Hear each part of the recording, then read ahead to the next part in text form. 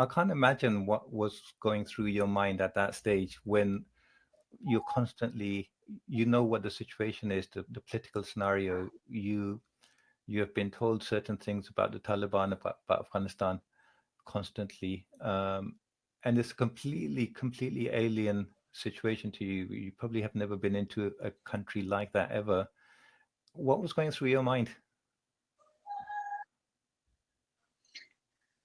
Well, I look back now and I think, what on earth were you thinking of doing?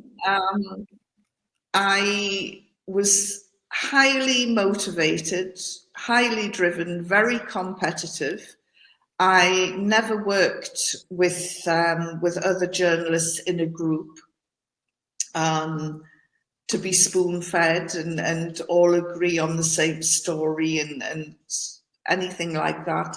I always worked on my own, and you know, as I say, there were 2,000-3,000 journalists from around the world, and I wanted to get something that they couldn't get.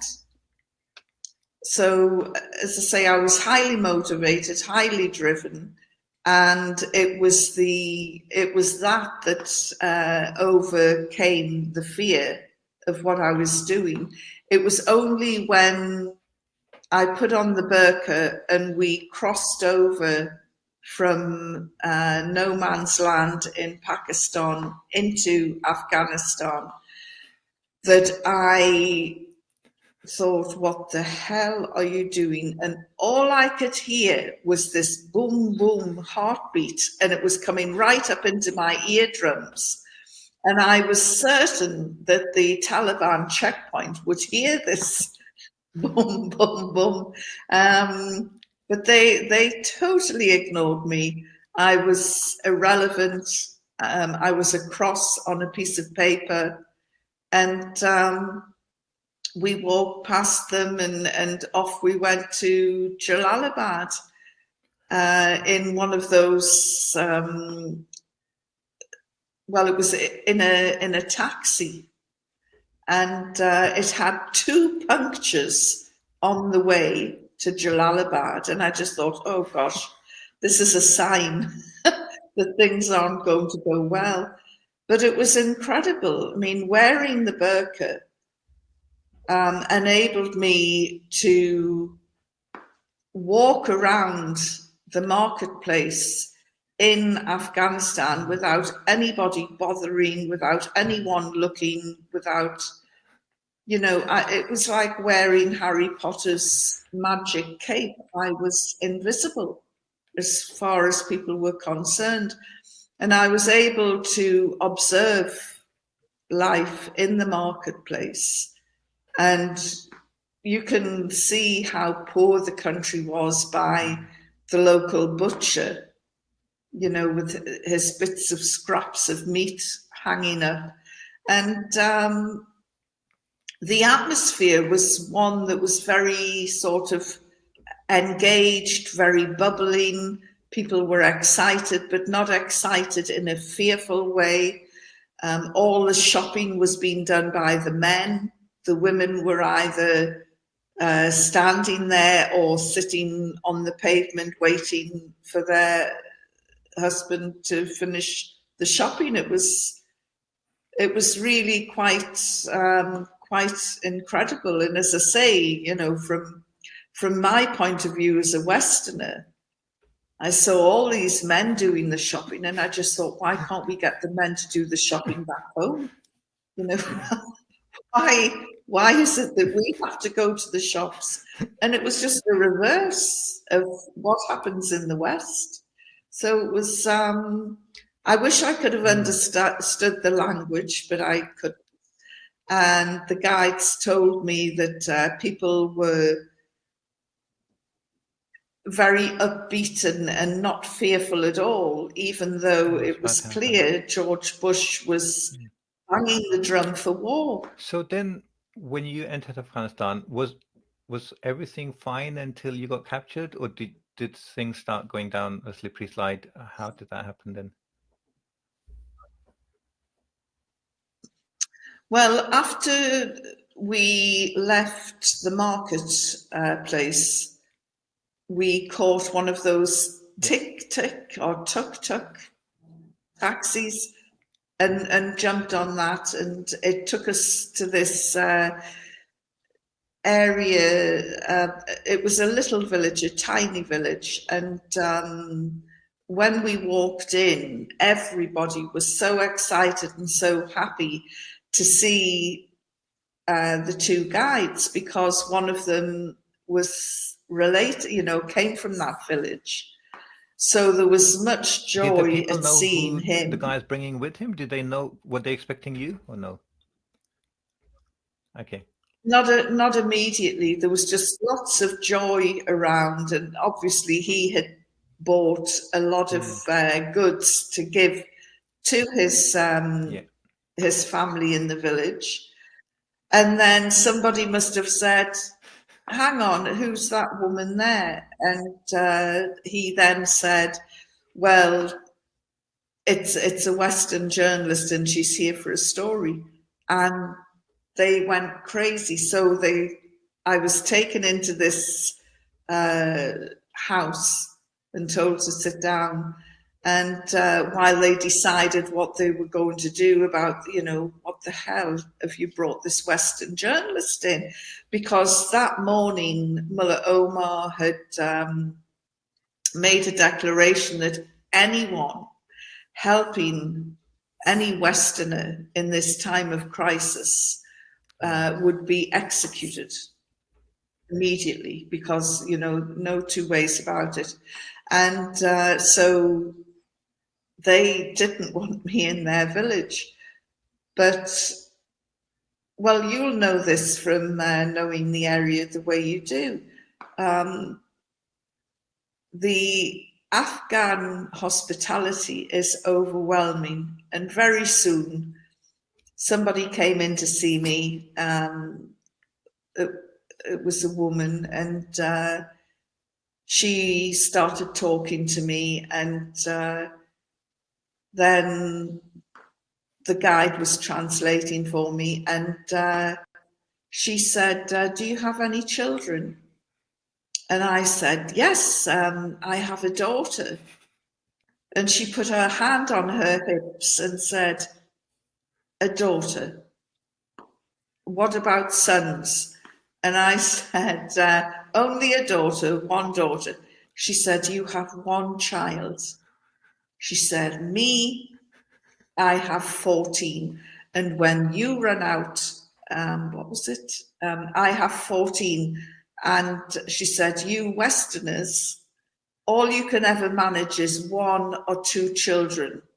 You're so pathetic. This is I'm such a funny sitting story. there thinking, oh God. I've heard you say this story back in the, like, when you came out of the capture of the Taliban.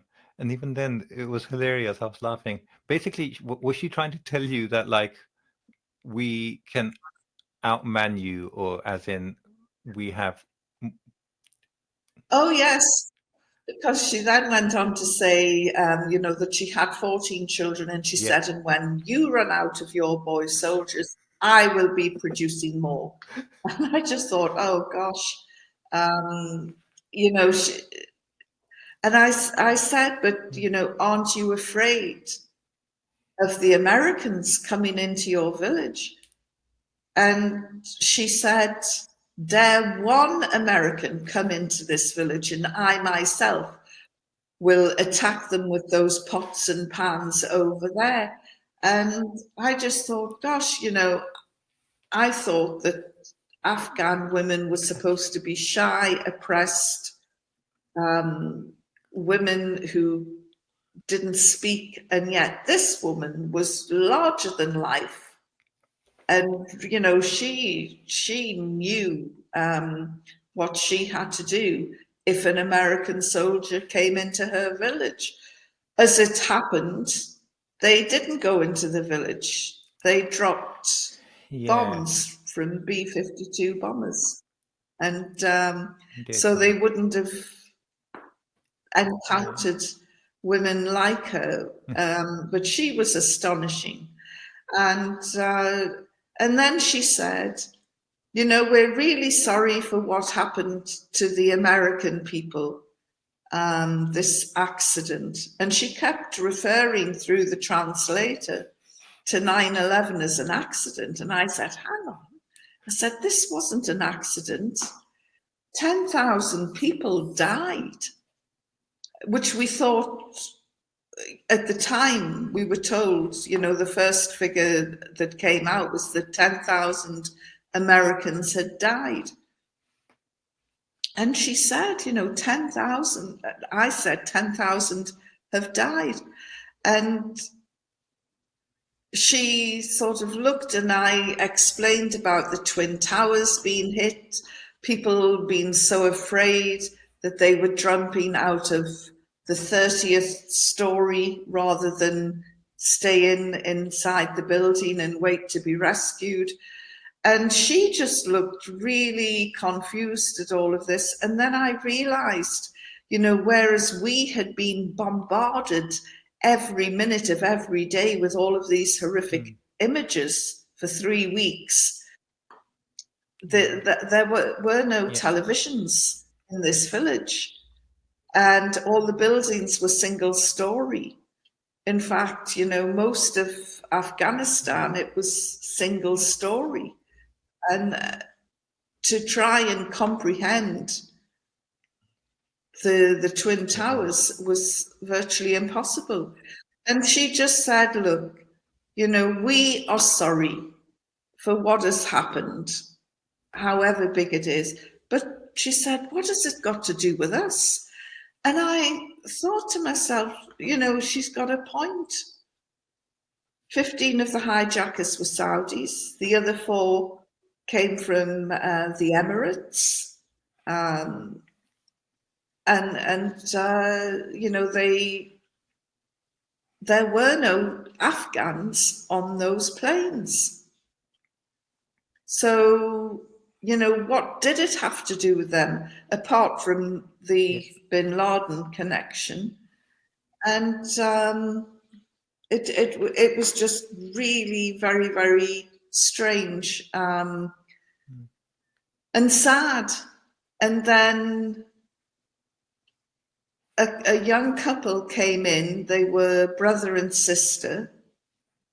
They were in their late teens, early 20s.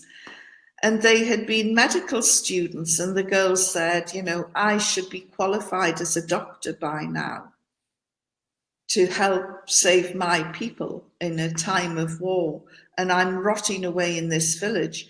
And I said to her, well, I heard that the Taliban don't want women to be educated, so I guess you know, that's why you're here. And her brother said, no, I was training at the same medical college. And he said, I was sent home too. And it turned out that the college had closed down because it ran out of funds. It ran out of money. And of course, at that time, the Taliban had been isolated by the international community. And that was the negative impact, the unseen impact of isolating Afghanistan, was that this medical school with all these bright young boys and girls in had closed down. Exactly. So it was, you know, I started to see a different perspective. And none of the women wore burqas either, and so it was certainly eye-opening.